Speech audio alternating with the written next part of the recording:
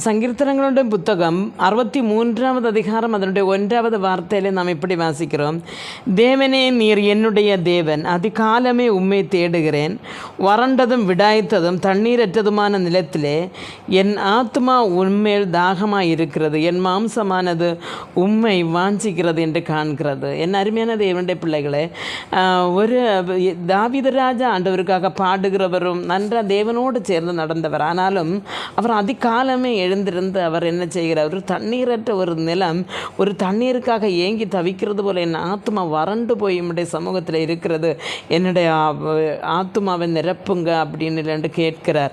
அருமையான தேவனுடைய பிள்ளைகளே, ஒரு பூமியை விளைய செய்ய எவ்வளவு தண்ணி அவசியமோ அதே போல தான் நமக்கு ஒரு ஆத்மீக காரியங்கள் செய்ய வேண்டுமென்றால் தேவனுடைய பிரசன்னம், தேவனுடைய கிருபை அவசியம். தாவீது ராஜா காலையில் எழும்பியிருந்த தன்னுடைய ராஜ்யத்திற்காக, தன்னுடைய ராஜ்ய கட்டுமா பணிக்காக, இல்லைன்னா எனக்கு புதிய யுத்தங்களை நான் ஜெயிக்க வேண்டும், இல்லைன்னா நான் ஆரோக்கியமாக இருக்க வேண்டும், அப்படி ஒன்று அவர் ஜெபிக்கல.